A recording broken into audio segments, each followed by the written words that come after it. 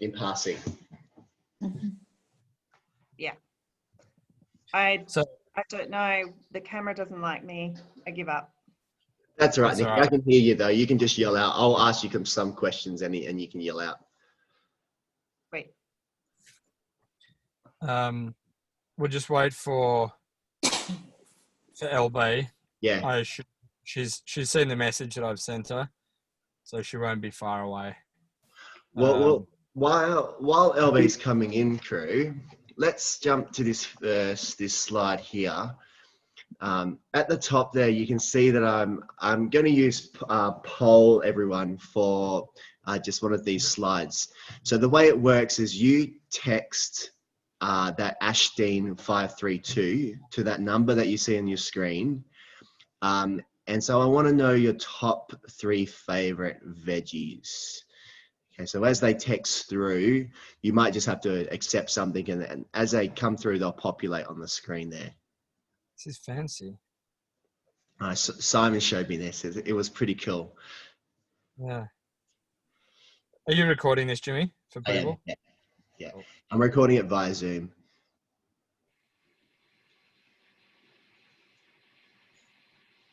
When you're done.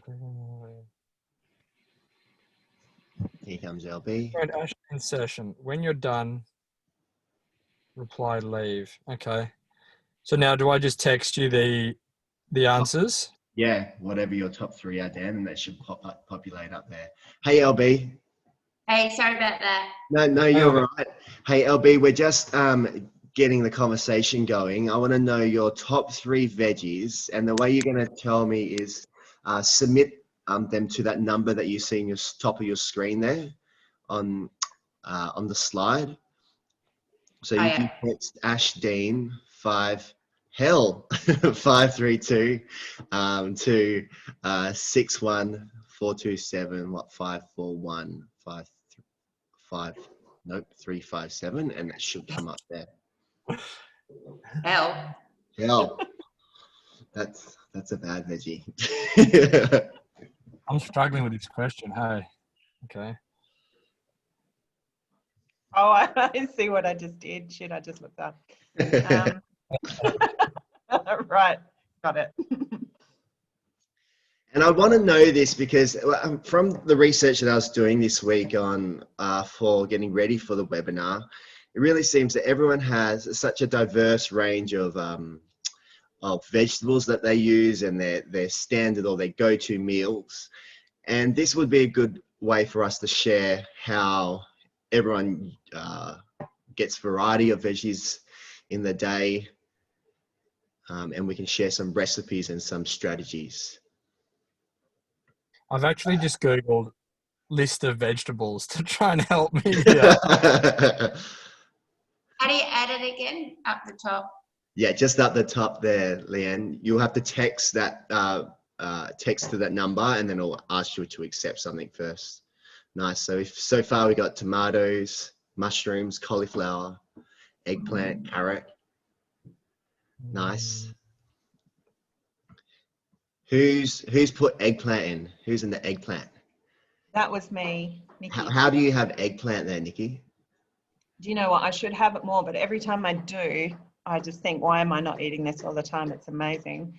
So I would say I either lightly fry it and turn it into a kind of burger, Yep. or put it in something like a bake so it goes all soft.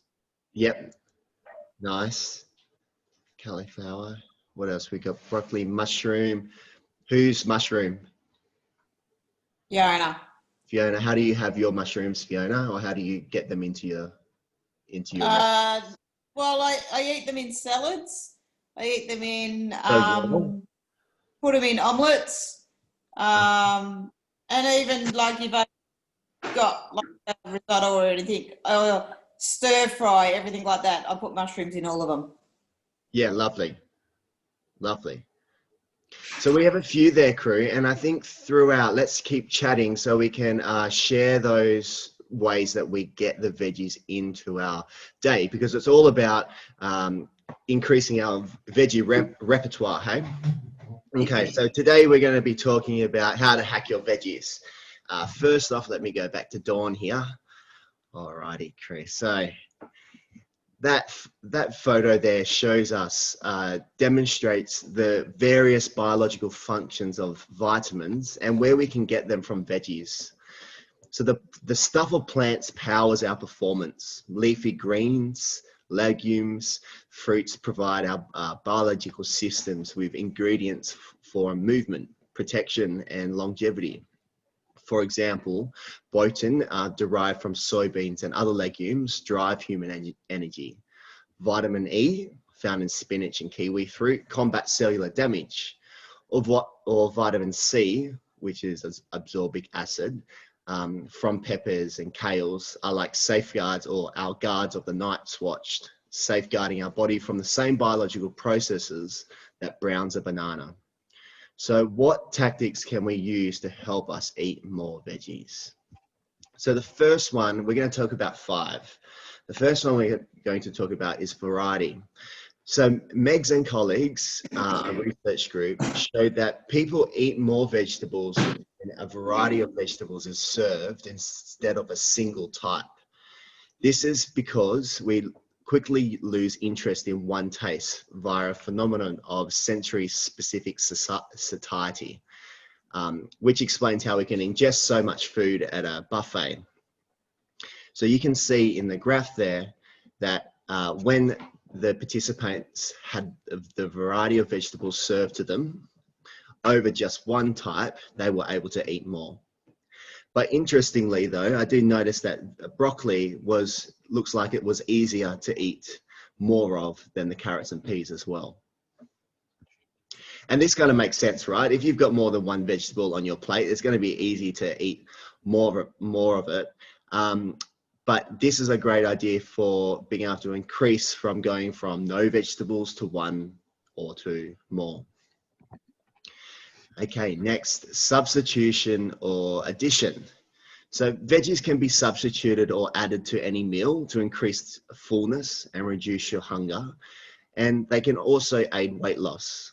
Because plants convert sun energy from water and carbon dioxide to glucose, also known as sugar, then the sugar is organized into long chains of slow digested carbohydrates, and which means that most of the mass of veggies come from water, fiber, and chains of plant glucose. This makes veggies not energy laden, or another way to say that is that they're low in calories. Sorry, that they are low in calories. So for example, a cup of broccoli has about 15% of the energy of a cup of rice. Said another way, you would have to eat 6 cups of broccoli to get the same amount of energy as a cup of rice. And if we think of that for a moment, which one do you think would make you feel fuller? So to overeat veggies is kind of a hard thing to do. And here is a menu that they used in a study to increase variety. Now I know this is probably hard to see, especially on your phones, but we can see in the mornings they were given fruit as part of their breakfast, a mixed salad of vegetables at lunch, and then further vegetables in the afternoon or for dinner. And while it looks like there's a lot on that table, you can see that would be pretty easy to buy from the supermarket and add to your daily routine. Something like this is about just being prepared to have, to grab them all. Okay, so let's move to our next one here.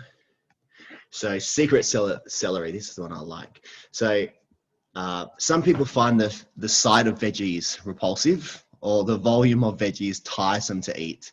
Hiding, pureeing, or disguising vegetables in a meal is a hack that was investigated by Blatt and colleagues. This research group manipulated the vegetable contents of an entree of carrot bread, mac and cheese, or a rice and casserole by adding 15 and 25% more pureed carrots, squash, and cauliflower. Luckily, the participants were also asked to rate how it tasted, the appearance, and the fullness effect of each meal. This strategy was shown to increase their vegetable intake by an additional 2 serves per day. At the end of the study, the researchers found that the participants not only reported no taste, texture, or appearance differences, they also ate less energy in each meal, or less calories in each meal.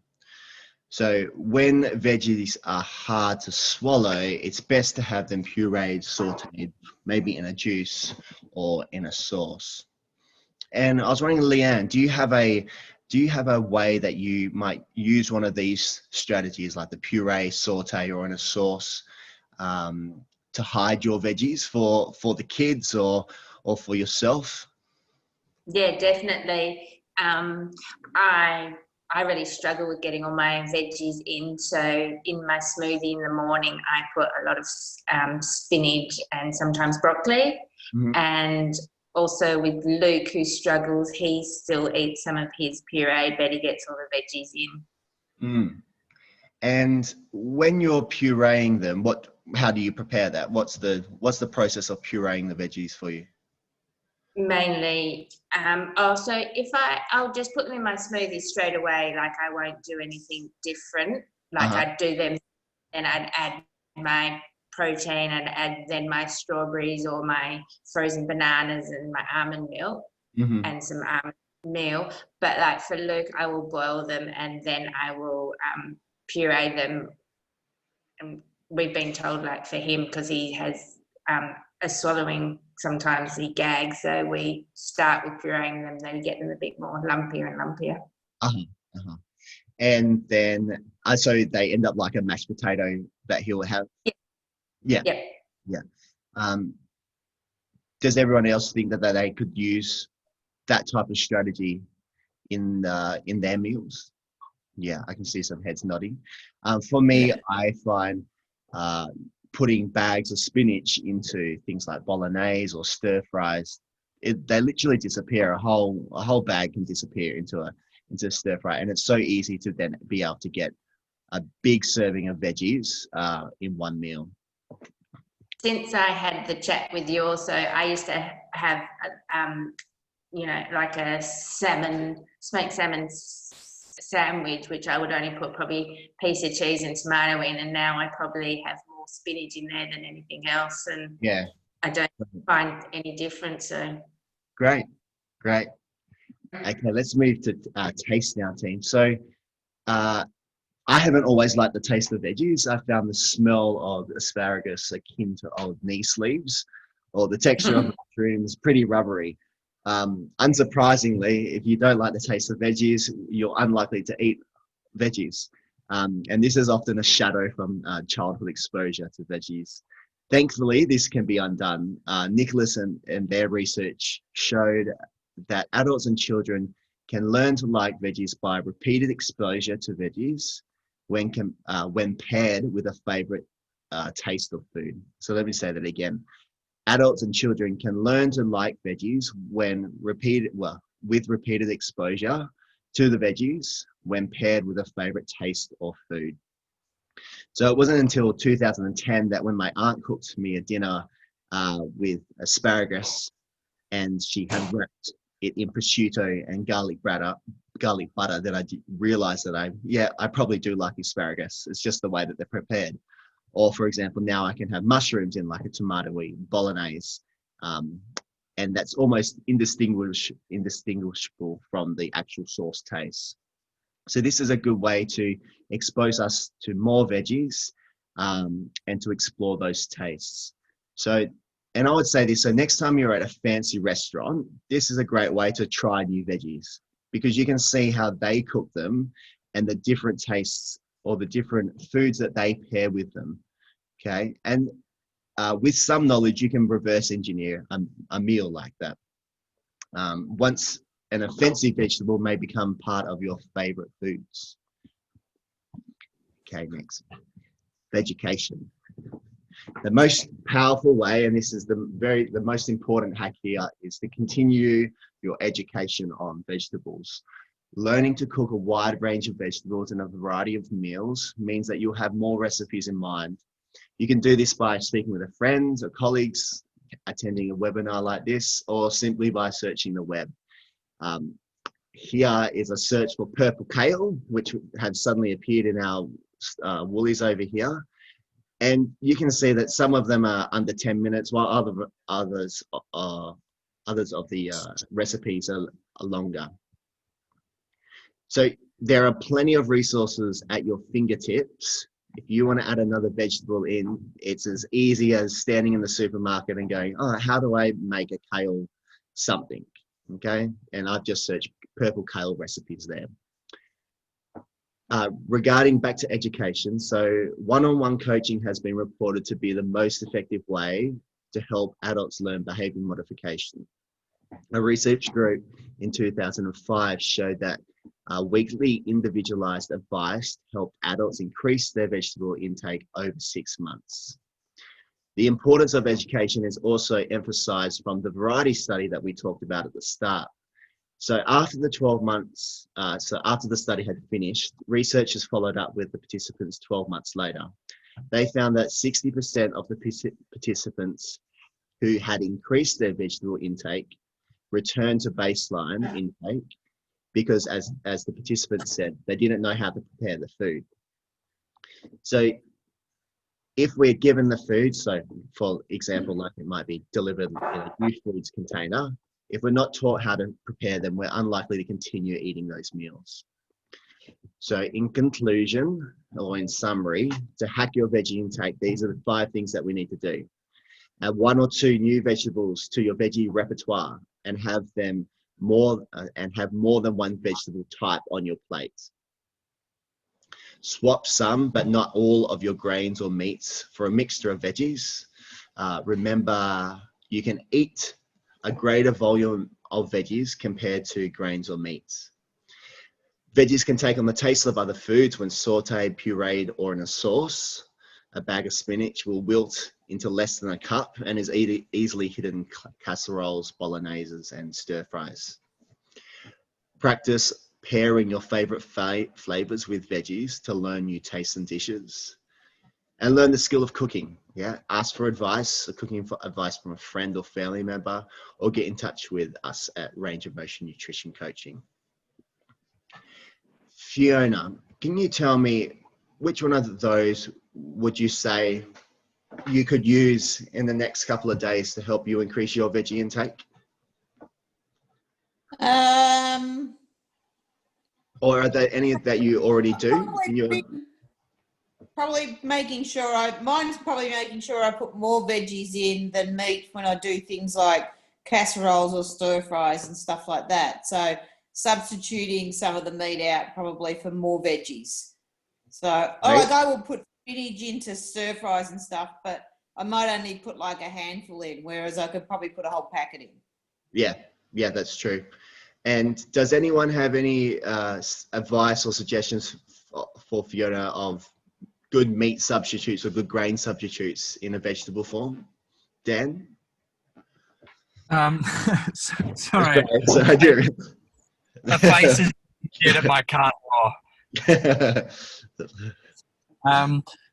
Ask me that question again, Jimmy. So Fiona was saying that she would like to substitute more vegetables. Yeah, I mean, I think any that have a chunky sort of texture. I mean, mushrooms are good. So if I'm doing a bolognese, I'll have mushrooms, but I'll just quarter them. So I won't slice them thinly, so they have a bit of bite to them. So it still gives me that, because I could like eat meat all day. It gives me that feel like I'm still getting something in that's a bit more substantial. So I think having mushrooms, but also having them nice and chunky. For me, when I started trying to add more veggies to my diet, I would find that I would think that I'd have to have less food overall, because you buy veggies and they end up being a cup when you cut them up, and then you end up eating less food, but you can actually add more. And so that's what I've been doing now recently, is adding a lot more vegetables to my meal or to my stir fries. And then slowly substituting out a little bit less meat or a little bit less grains. Yeah. But this is something that I've practiced, and I'm sure all of you have practiced, trying to figure out the diet that works for you over your lifetime. And it's okay to keep trying and keep trying those new recipes and new vegetables. And for Ange and I, because we've been so busy over the COVID period, surviving, and also Ange has taken a second job just to provide a little bit of security. Yeah. So we outsourced some of our eating to HelloFresh. Not all of it. We do slow cookers and things like that to prepare for the week, but half of our meals are outsourced. We still cook them, but they're obviously, packaged up and sent in to us. So we don't have to think about it. And the great aspect of that is we are kings of eating well, really lazy, like being able to get meals together that are super quick, but also healthy for you. But they can get a bit tired, and you can find you're often choosing the same vegetables that are easy to prepare, and you know what to do with them. And forget that there's a whole range of other veggies that actually, once you have a go, they're not complicated. And HelloFresh has forced us to diversify. So that's, for me, just kind of outsourcing, thinking about it sometimes can be a really beneficial thing, just to spice up your habits. And we're actually, the use of condiments has been a revelation as well, because the flavors that it's adding to vegetables we eat all the time, it's bringing new taste to them. And so it's just making cooking and eating really exciting at the moment, and they're really quick meals, so that's been great for us. That's great, Nikki. Thank you for sharing that. I would say it's going back to those things of variety and taste. Making sure that we can have variety, and HelloFresh is a great way to hack that, right? They give you the recipe and all the veggies, and they make sure it tastes good. But also, like you said, adding a sauce or a condiment to your vegetable meals is great. That's huge. When I was a teenager, I remember a lot of the 70s styles cooking, and peas, weird mash that Mum used to cook totally put me off vegetables. The mash with that Deb flavored weird stuff in it. And then she decided to, I don't know, she read the Women's Weekly or something, and she decided to mix up yogurt with Dijon mustard and put it on our veggies, and all of a sudden I love them. So little things like that. That's great. Huge. That's great. Well, thank you, everyone. That is it from me. Does anyone have any other questions or anything else? If not, no, I think that was great. I'm going to be working on the first point you put up. I always have lots of veggies, but I think I sometimes get lazy and just cook up one type of veggie, which obviously I could eat more variety by doing more of that, but I could eat more veggies in total by having some different types, and maybe having one steamed and one added to whatever meal I'm having. So, if I'm having like a casserole type thing or something in a slow cooker, that has all the veggies added. So then I'm combining two of those points that you've said, because then I'm also having some asparagus with balsamic vinegar on the side that's been steamed or grilled or something. So for me, number one was really interesting, especially that graph you showed at the start. Great. Awesome. Thank you. Thanks, Well, thank you, everyone. I will see you in a couple of weeks' time. Great. Thanks. Thank you, Chris. See you later. See ya. Bye-bye. Bye.